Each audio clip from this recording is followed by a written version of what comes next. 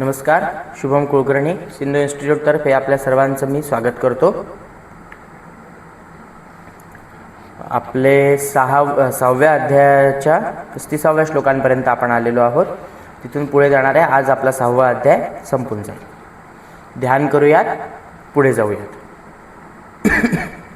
अथ ध्यानं शांताकारं भुजगशयनं पद्मनाभं सुरेशं विश्वाधारं गगनसदृशं मेघवर्णं शुभांगं लक्ष्मीकान्तं कमलनयनं योगिभिर्ध्यानगम्यं वन्दे विष्णुं भवभयहरं सर्वलोकैकनाथं. गुरुर्ब्रह्मा गुरुर्विष्णु गुरुर्देवो महेश्वरः. गुरुः साक्षात् परब्रह्म तस्मै श्रीगुरवे नमः. ॐ पार्थाय प्रतिबोधितां भगवता नारायणेन स्वयं व्यासेन ग्रथितां पुराणमुनिना मध्ये महाभारतम् अद्वैतामृतवर्षिणीं भगवतीमष्टादशाध्यायिनीम् अम्ब त्वामनुसन्दधामि भगवद्गीते भवद्वेषिणीम्. ॐ श्रीपरमात्मने नमः.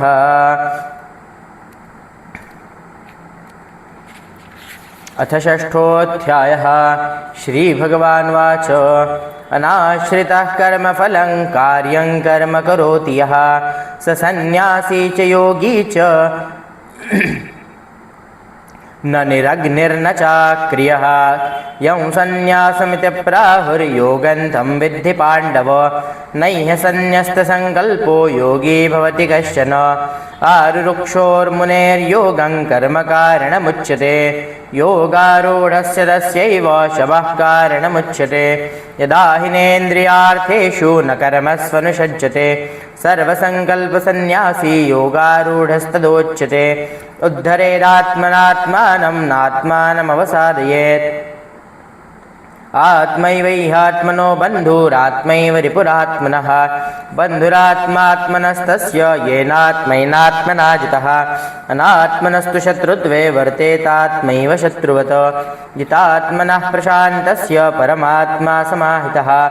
शीतोष्णसुखदुःखेषु तथा मानापमानयोः. ज्ञानविज्ञानतृप्तात्मा कूटस्थो विजितेन्द्रियः.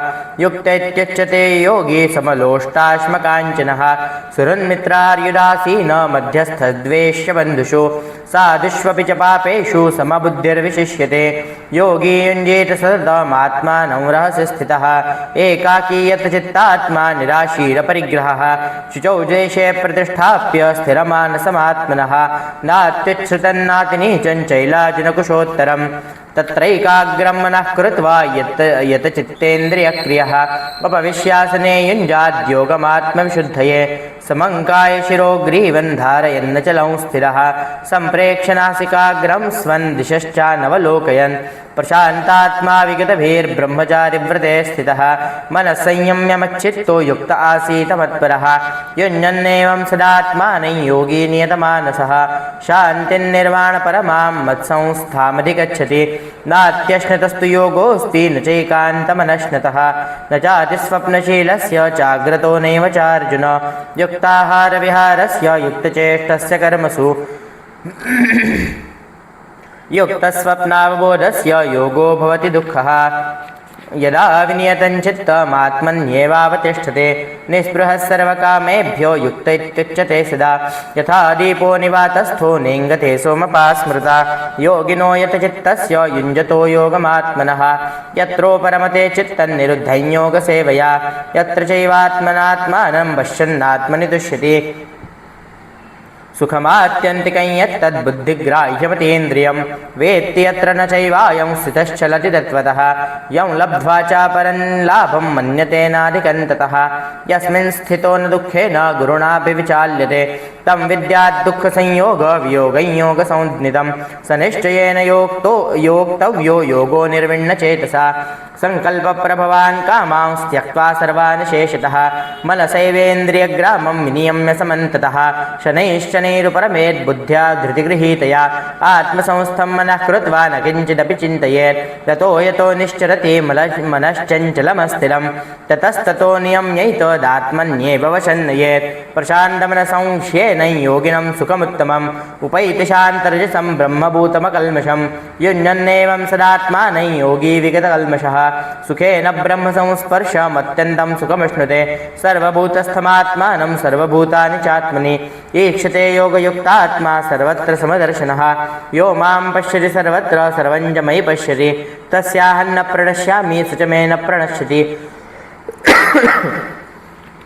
सर्वभूतस्थितं यो मां भजत्येकत्वमास्थितः सर्वथा वर्तमानोऽपि स योगी मयि वर्तते आत्मौपम्येन सर्वत्र समं पश्यति अर्जुन सुखं वा यदि वा दुःखं स योगी परमो मतः अर्जुन उवाच योऽयं योगस्त्वया प्रोक्तः साम्येन मधुसूदन एतस्याहं न पश्यामि चञ्चलत्वात् स्थितिं स्थिरां चञ्चलं हि मनः कृष्ण प्रमाथि बलवदृढं तस्याहं निग्रहं मन्ये वायोरिव सुदुष्करम् श्री भगवान् वाच असंशयं महाबाहो मनोदुर्निग्रहञ्चलम् अभ्यासेन तु कौन्तेय वैराग्येण च गृह्यते असंयतात्मना योगो दुष्प्राप इति मे मतिः वश्यात्मना तु यतता शक्यो वाप्तुमुपायतः अर्जुन उवाच अयति श्रद्धयोपेतो योगाच्चलितमानसः अप्राप्य योगसंसिद्धिं कां गतिं कृष्ण गच्छति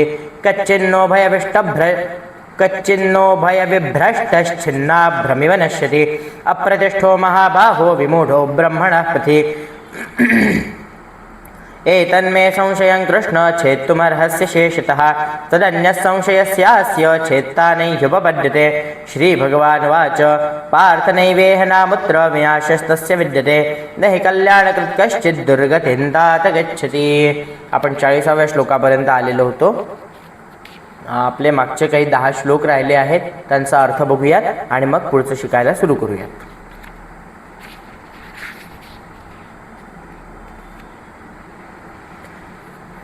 आपण 20व्या श्लोकापर्यंत अर्थ बघितलेला आहे. 21व्यापासून अर्थ बघतोय. श्रीकृष्ण म्हणतात, इंद्रियातीत केवळ शुद्ध झालेल्या सूक्ष्म बुद्धीने ग्रहण करता येणारा जो अनंत आनंद आहे तो ज्या अवस्थेत अनुभवाला येतो आणि ज्या अवस्थेत असलेला हा योगी परमात्म्याच्या स्वरूपापासूनच मुळीच विचलित होत नाही. आपण योग्याची पराकाष्ठा गाठलेले जे लोक असतात किंवा योगी जे असतात त्यांचे काय लक्षणं आहेत, कुठल्या सर्व गोष्टी त्यांच्यामध्ये असतात, तो आपण विषय या अध्यायात बघत होतो. त्या बाबतीतच हा श्लोक होता. 22वा श्लोक बघतोय. परमात्मा प्राप्तिरूप जो लाभ झाल्यामुळे त्याहून अधिक दुसरा कोणताही लाभ तो मानत नाही आणि परमात्मा प्राप्तिरूप ज्या अवस्थेत असलेला योगी फार मोठ्या दुःखानेही विचलित होत नाही. त्याच्यावर किती मोठा दुःखाचा डोंगर कोसळला तरीही तो त्या समसमान भावाने तो सर्व गोष्टींकडे, आनंद, सुख, दुःख या गोष्टींकडे समसमान भावनेने बघत असतो. विचलित, आपलं चित्त विचलित होऊ देत नाही. 23वा श्लोक बघतोय. जो दुःखरूप संसाराच्या संयोगाने रहित आहे तसेच ज्याचे नाव योग आहे तो जाणला पाहिजे. असं श्रीकृष्ण सांगतायत. तो योग न कंटाळता अर्थात धैर्य व उत्साहयुक्त चित्ताने निश्चयाने केला पाहिजे. 24वा श्लोक बघतोय. संकल्पाने उत्पन्न होणाऱ्या सर्व कामना पूर्णपणे टाकून आणि मनानेच इंद्रिय समुदायाला सर्व बाजूंनी पूर्णतया आवरून क्रमाक्रमाने अभ्यास करीत उपरत व्हावे. तसेच धैर्ययुक्त बुद्धीने मनाला परमात्म्यात स्थिर करून दुसऱ्या कशाचाही विचार करू नये. तर क्रमाक्रमाने अभ्यासात उपरीत व्हा म्हणजे काय करायचं, त्यांनी एक प्रकारे आपल्याला तो क्रम दिलेला आहे.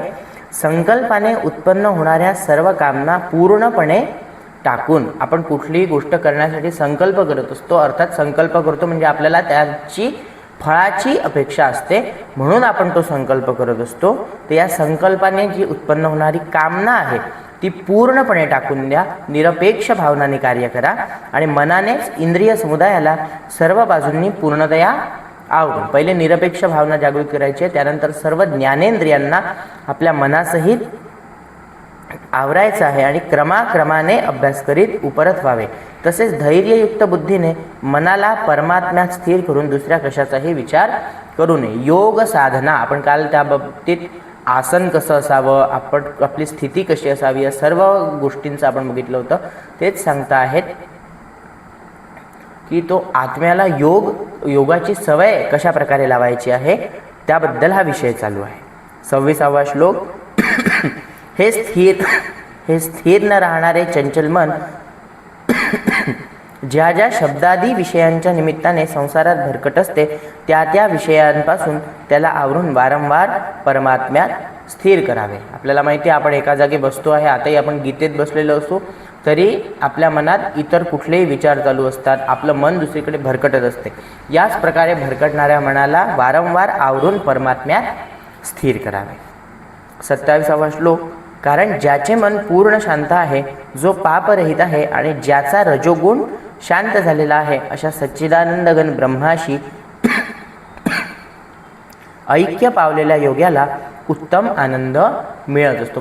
ही सर्व गोष्ट एका विशिष्ट प्रकारे जो अति उत्तम आनंद ज्याला म्हटला आहे, म्हणजे त्याचा शेवट कुठेही नाही. जसं आपण म्हणू शकतो सुखापाठी दुःख आहे.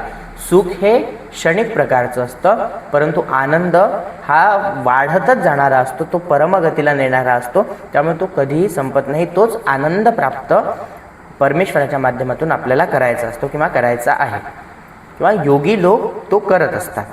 28वा श्लोक. तो निष्पाप योगी अशा प्रकारे सतत आत्म्याला परमात्म्याशी जोडून सहजपणे परब्रह्म परमात्म्याच्या प्राप्तीचा अपार आनंदाचा अनुभव घेतो. 29वा श्लोक बघतोय.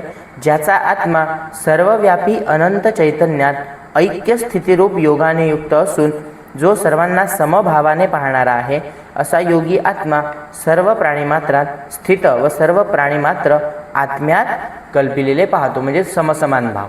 तो स्वतःचंच रूप दुसऱ्यांमध्ये पाहतो, दुसऱ्यांच्या रूपात स्वतःला बघतो, तिथेच तो परमेश्वराला बघतो. अशा समसमान भावाने तो राहत असतो. 30वा श्लोक.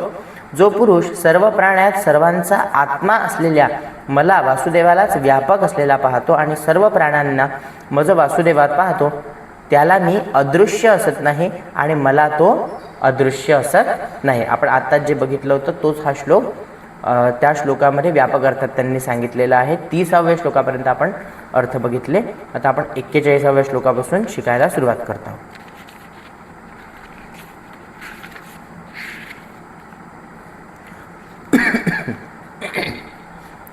प्राप्य पुण्यकृतां लोका प्राप्य पुण्यकृतां लोका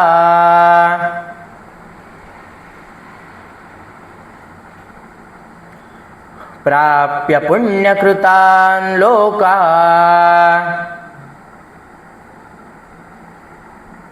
नुषित्वा शाश्वती समाः नुषित्वा शाश्वती समाः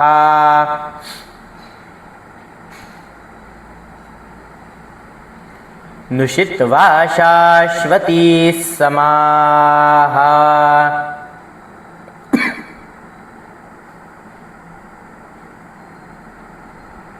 प्राप्य पुण्यकृतां लोका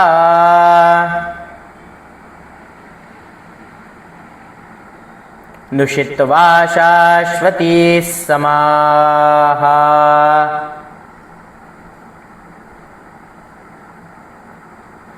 प्राप्य पुण्यकृतां लोका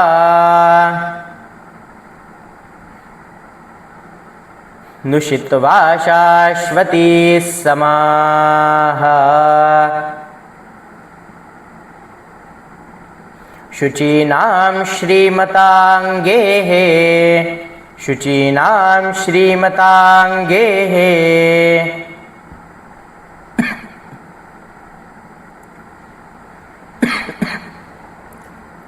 शुचीनां श्रीमताङ्गेः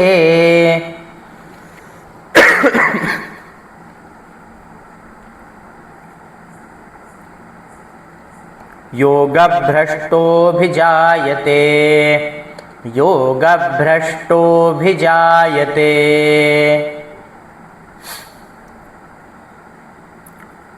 शुचीनां श्रीमताङ्गेः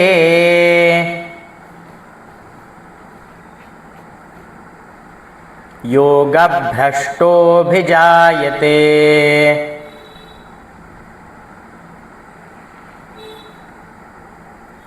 शुचीनां श्रीमताङ्गेः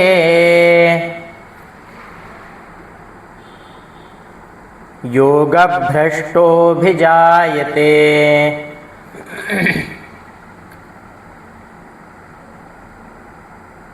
योगभ्रष्टोऽभिजायते। प्राप्य पुण्यकृतां लोकान् नुषित्वा शाश्वती समाः।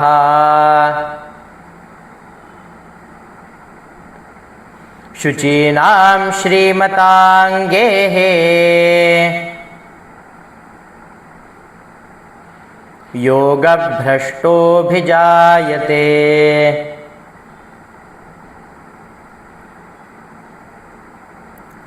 प्राप्य पुण्यकृतां लोकान् नुषित्वा शाश्वती समाः।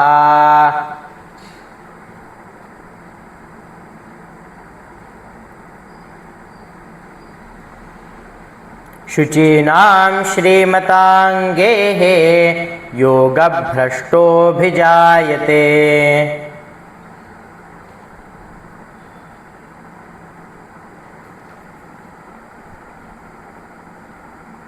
प्राप्य पुण्यकृतां लोकान् नुषित्वा शाश्वती समाः। शुचीनां श्रीमताङ्गेः योगभ्रष्टोऽभिजायते।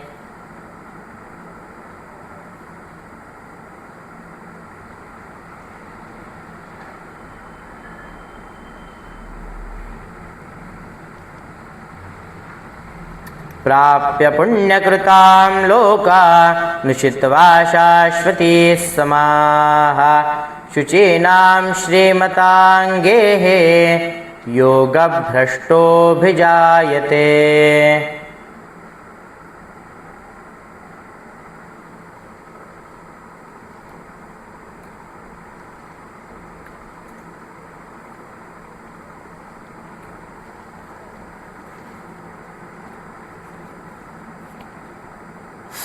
बेचाळीसावा श्लोक बघतोय. अथवा योगिनामेव अथवा योगिनामेव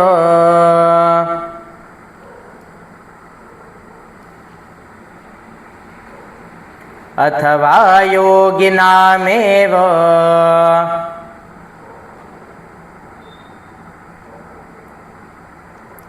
कुले भवति धीमताम् कुले भवति धीमताम्. अथवा योगिनामेव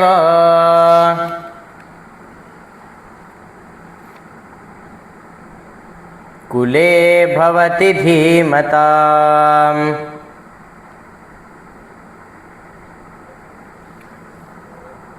एतद्धि दुर्लभतरम् एतद्धि दुर्लभतरम्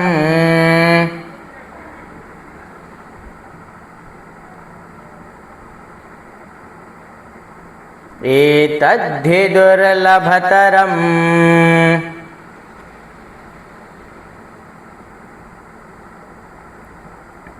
लोके जन्म यदीदृशम् लोके जन्म यदीदृशम्.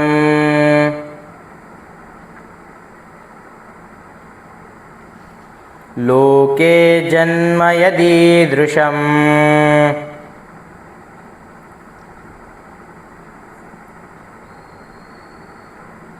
एतद्धि दुर्लभतरम् एतद्धि दुर्लभतरम्.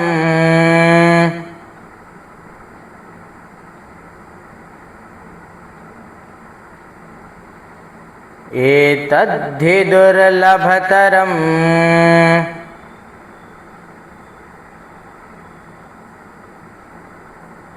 लोके जन्म यदीदृशम् लोके जन्म यदीदृशम्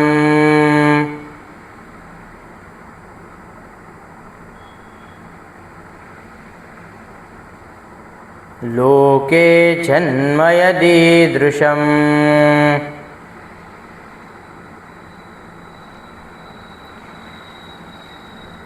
तिथे आपण एक शब्द बघतोय एतद्धि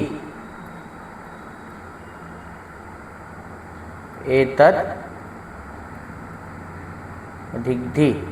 असा तो शब्द आहे आणि आपल्याला याच पद्धतीने तो शब्द म्हणायचा. म्हणजे स्क्रीन दिसत आहे आपल्याला सर्वांना? माझी स्क्रीन दिसते ना?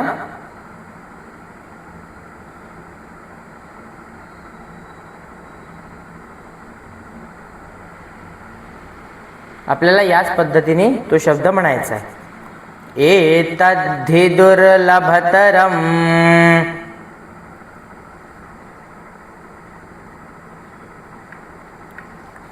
लोके जन्म यदीदृशम् लोके जन्म यदीदृशम् अथवा योगिनामेव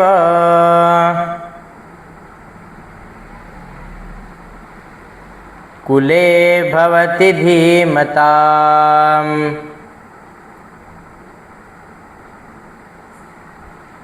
एतद्धि दुर्लभतरम्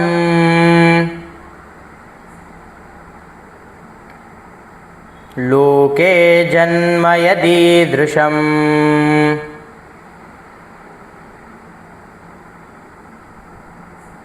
अथवा योगिनामेव कुले भवति धीमताम्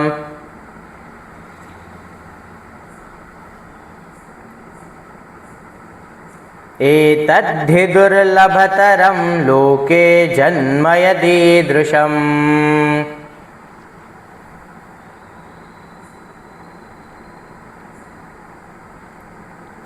अथवा योगिनामेव कुले भवति धीमताम् एतद्धि दुर्लभतरं लोके जन्म यदीदृशम्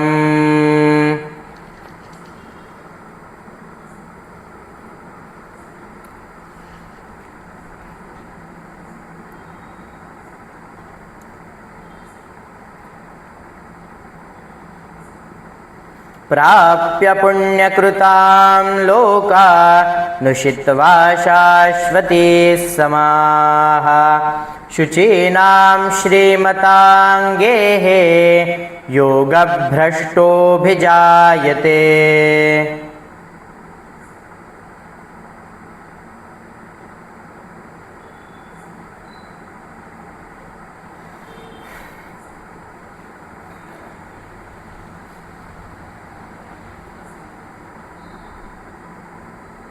त्रेचाळीसावा श्लोक सुरू करतोय. तत्र तं बुद्धिसंयोगम् तत्र तं बुद्धिसंयोगम्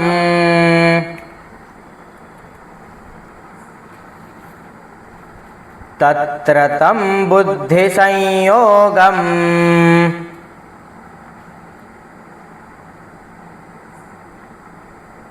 लभते पौर्वदेहिकम् लभते पौर्वदेहिकम्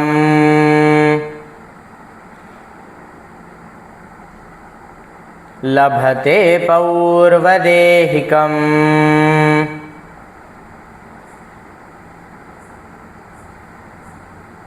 तत्र तं बुद्धिसंयोगम् तत्र तं बुद्धिसंयोगम्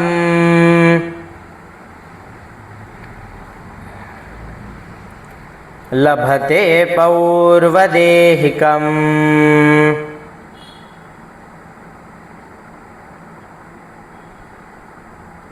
तत्र तं बुद्धिसंयोगम्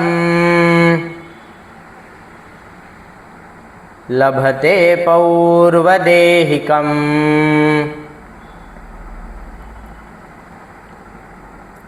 यत ते च ततो भूयस् यतते च ततो भूयस्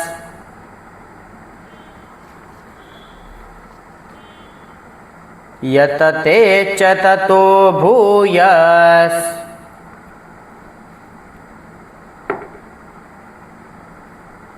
संसिद्धौ कुरु नन्दन संसिद्धौ कुरु नन्दन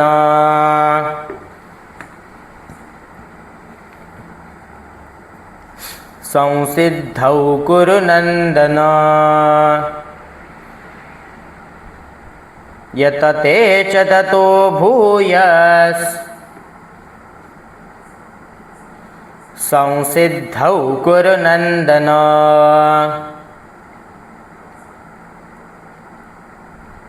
यतते च ततो भूयस् संसिद्धौ कुरु नन्दन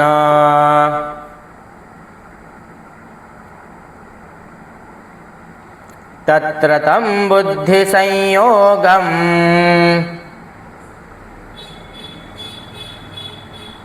लभते पौर्वदेहिकम्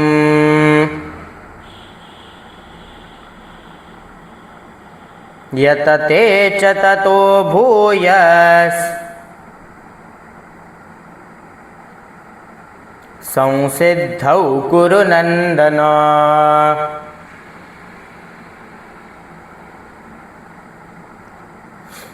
तत्र तं बुद्धिसंयोगं लभते पौर्वदेहिकम्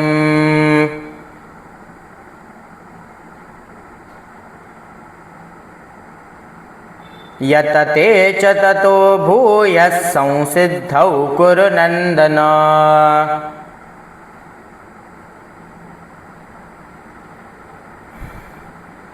तत्र तं बुद्धिसंयोगं लभते पौर्वदेहिकम् यतते च ततो भूयः संसिद्धौ कुरु नन्दन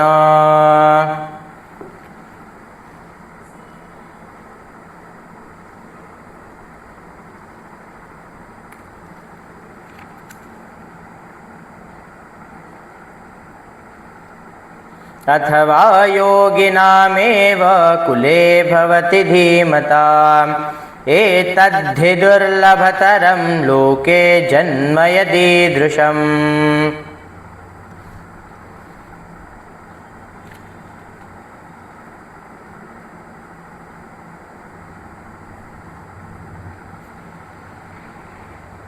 प्राप्य पुण्यकृतां लोकान् शित्वा शाश्वतीः समाः शुचीनां श्रीमताङ्गेः योगभ्रष्टोऽभिजायते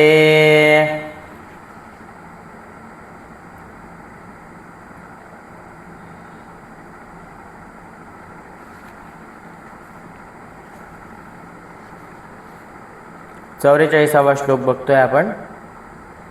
पूर्वाभ्यासेन तेनैव पूर्वाभ्यासेन तेनैव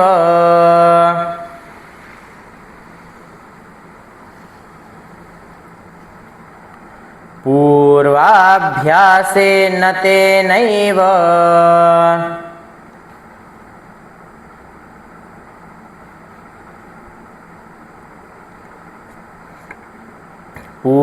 पूर्वाभ्यासेन तेनैव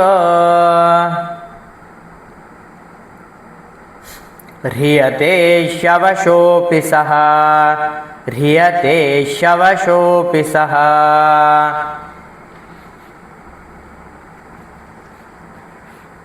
ह्रियते शवशोऽपि सः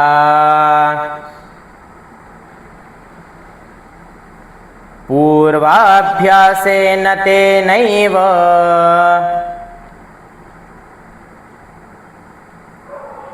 ह्रियते शवशोऽपि सः जिज्ञासुरपि योगस्य जिज्ञासुरपि योगस्य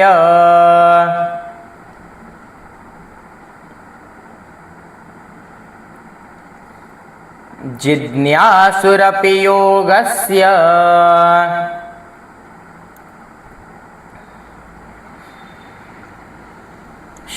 शब्दब्रह्माति वर्तते शब्दब्रह्माति वर्तते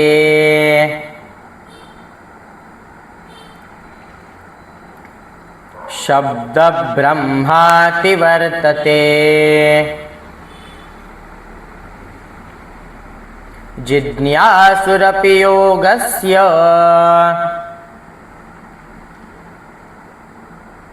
शब्दब्रह्माति वर्तते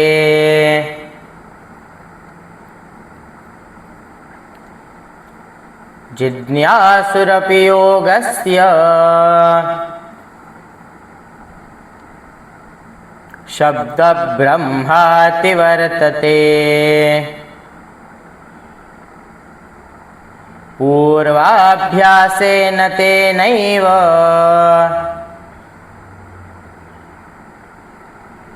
ह्रियते ह्यवशोऽपि सः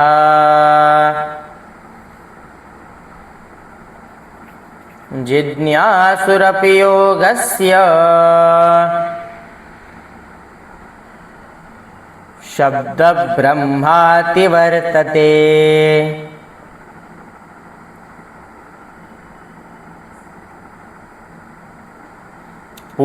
पूर्वाभ्यासेन तेनैव ह्रियते ह्यवशोऽपि सः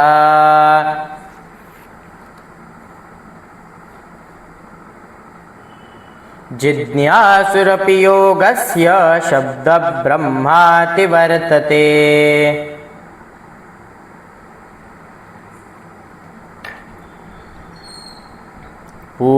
पूर्वाभ्यासेन तेनैव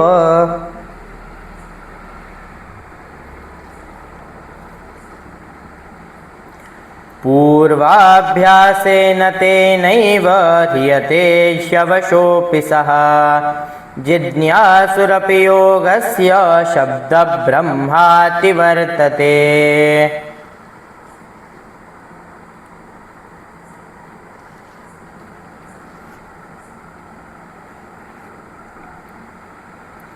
तत्र तं बुद्धिसंयोगं लभते पौर्वदेहिकं यतते च ततो भूयः संसिद्धौ कुरु नन्दन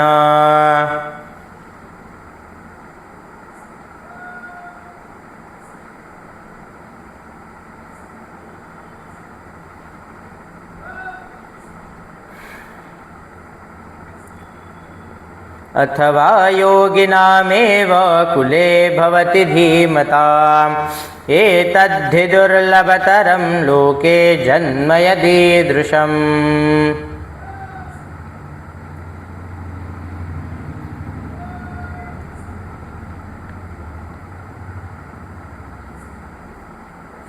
प्राप्य पुण्यकृतां लोकान् शित्वा शाश्वतीः समाः शुचीनां श्रीमताङ्गेः योगभ्रष्टोऽभिजायते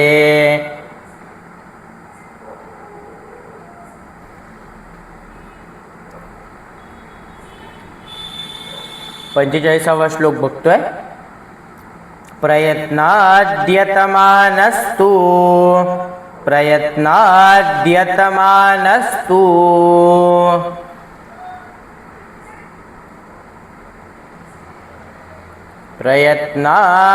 प्रयत्नाद्यतमानस्तु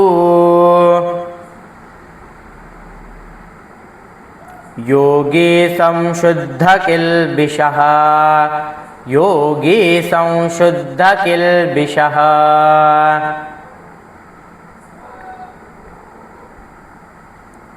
प्रयत्नाद्यतमानस्तु योगी संशुद्ध किल्बिषः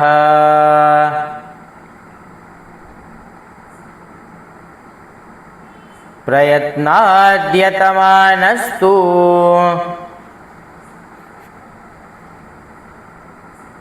योगी संशुद्ध किल्बिषः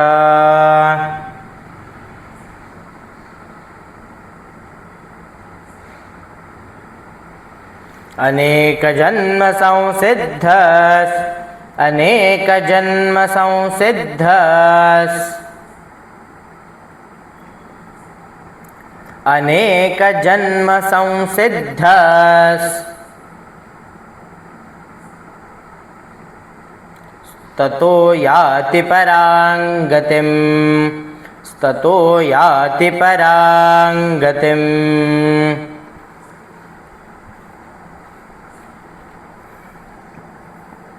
ततो याति परां गतिम् अनेक जन्म संसिद्धस् ततो याति परां गतिम्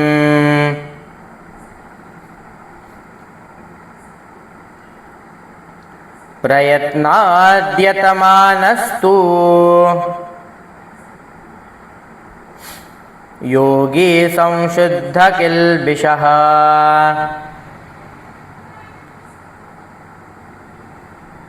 अनेक जन्म संसिद्धस् ततो याति परां गतिम्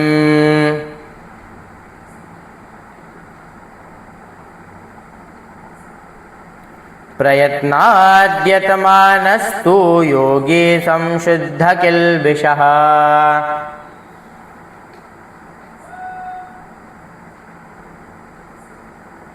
अनेक जन्म संसिद्धस्ततो याति परां गतिम्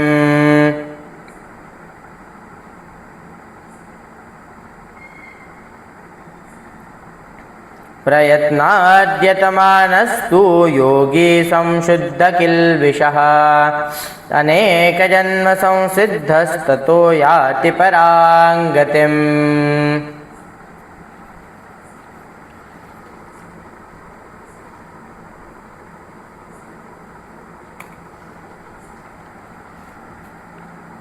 पूर्वाभ्यासेन तेनैव ह्रियते शवशोऽपि सः जिज्ञासुरपि योगस्य शब्दब्रह्माति वर्तते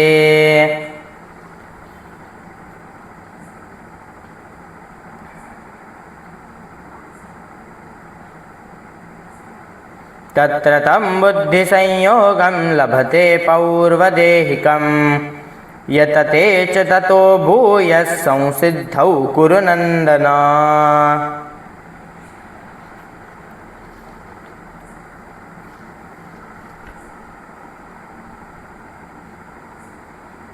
अथवा योगिनामेव कुले भवति धीमताम् एतद्धि दुर्लभतरं लोके जन्म यदीदृशम्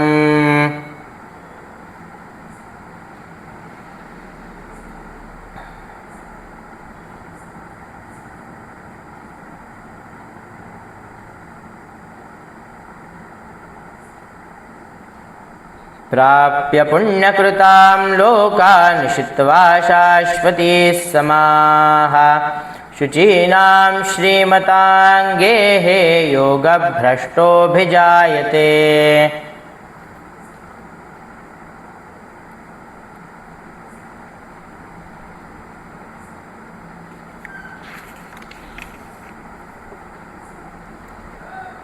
शेहेचाळीसावा श्लोक बघतोय आपण.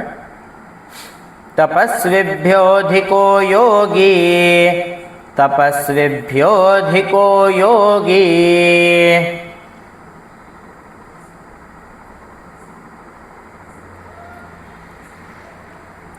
तपस्विभ्योऽधिको योगी ज्ञानिभ्योऽपि मतोऽधिकः ज्ञानिभ्योऽपि मतोऽधिकः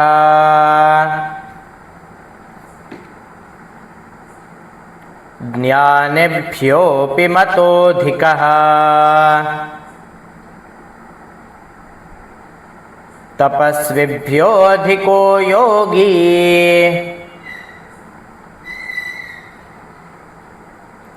ज्ञानिभ्योऽपि मतोऽधिकः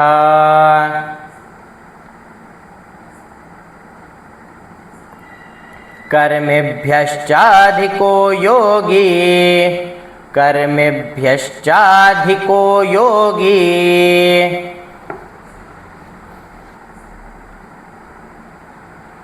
कर्मेभ्यश्चाधिको योगी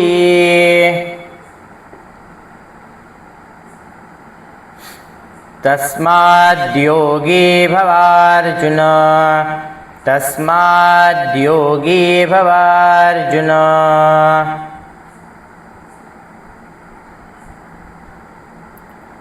तस्माद्योगी भवार्जुन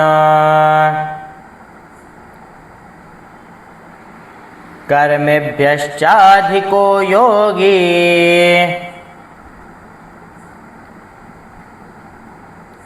तस्माद्योगी भवार्जुन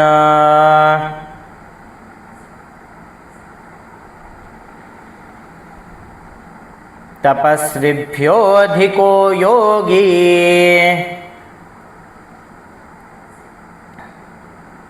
ज्ञानिभ्योऽपि मतोऽधिकः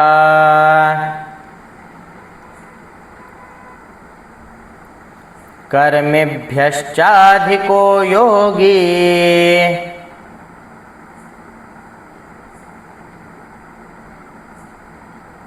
तस्माद्योगी भवार्जुन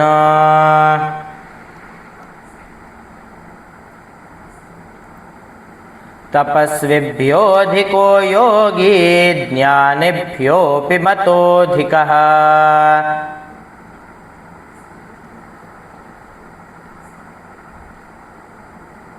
कर्मेभ्यश्चाधिको योगी तस्माद्योगी भवार्जुन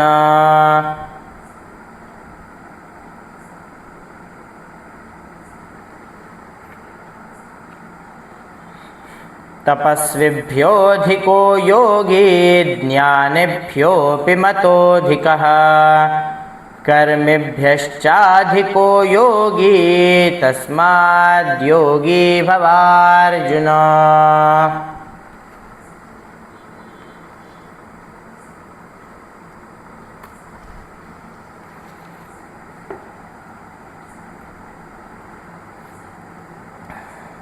सत्तेचाळीसावा श्लोक बघतोय शेवटचा योगिनामपि सर्वेषां योगिनामपि सर्वेषां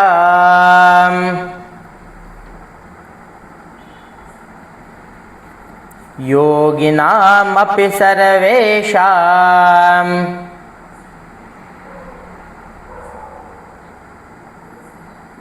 मद्गतेनान्तरात्मना मद्गतेनान्तरात्मना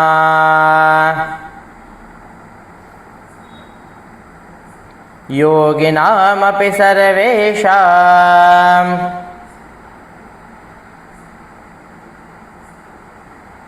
मद्गतेनान्तरात्मना योगिनामपि सर्वेषां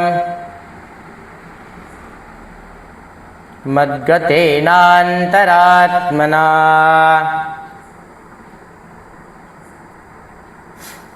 श्रद्धावान् भजते यो मां श्रद्धावान् भजते यो मां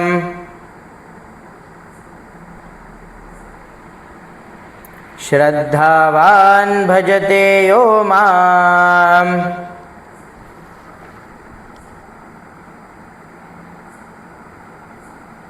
समे युक्ततमो मतः समे युक्ततमो मतः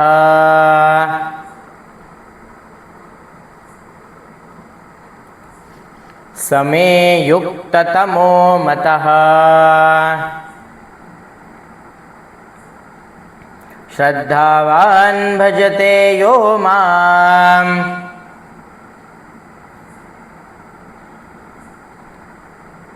श्रद्धावान् भजते यो मां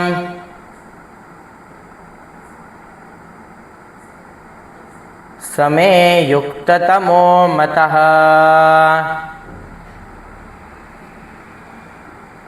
समे युक्ततमो मतः योगिनामपि सर्वेषां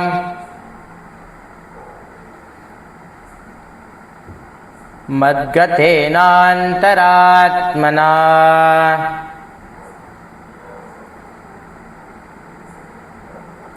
श्रद्धावान् भजते यो मां समे युक्ततमो मतः।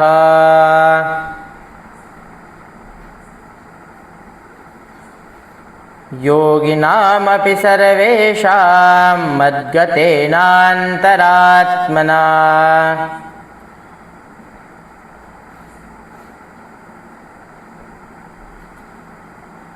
श्रद्धावान् भजते यो मां समे युक्ततमो मतः।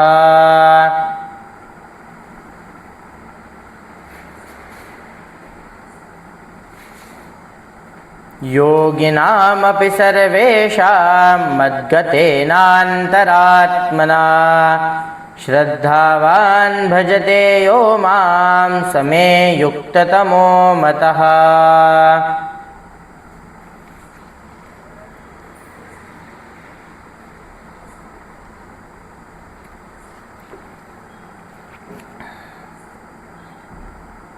तपस्विभ्योऽधिको योगी ज्ञानिभ्योऽपि मतोऽधिकः कर्मिभ्यश्चाधिको योगी तस्माद् योगी भवार्जुन।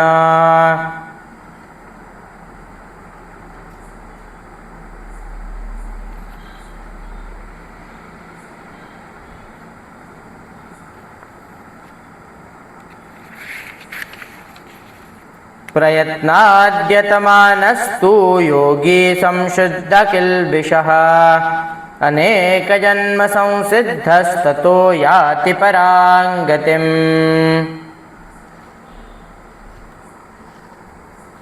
पूर्वाभ्यासेन तेनैव ह्रियते ह्यवशोऽपि सः जिज्ञासुरपि योगस्य शब्दब्रह्माति वर्तते।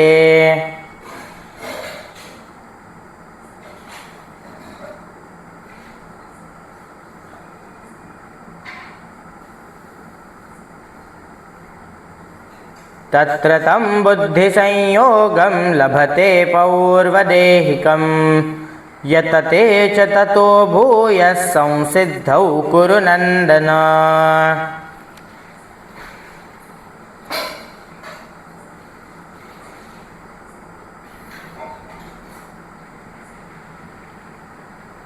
अथवा योगिनामेव कुले भवति धीमताम् एतद्धि दुर्लभतरं लोके जन्म यदीदृशम्।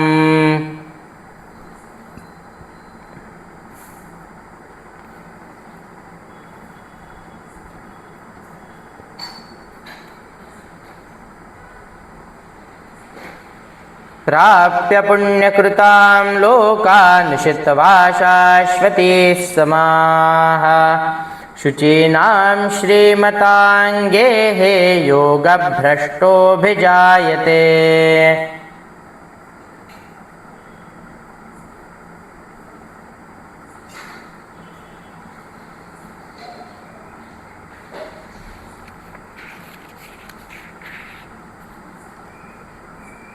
ओम तत्सदिति श्रीमद्भगवद्गीतासु उपनिषत्सु ब्रह्मविद्यायां योगशास्त्रे श्रीकृष्णार्जुनसंवादे आत्मसंयमयोगो नाम षष्ठोऽध्यायः।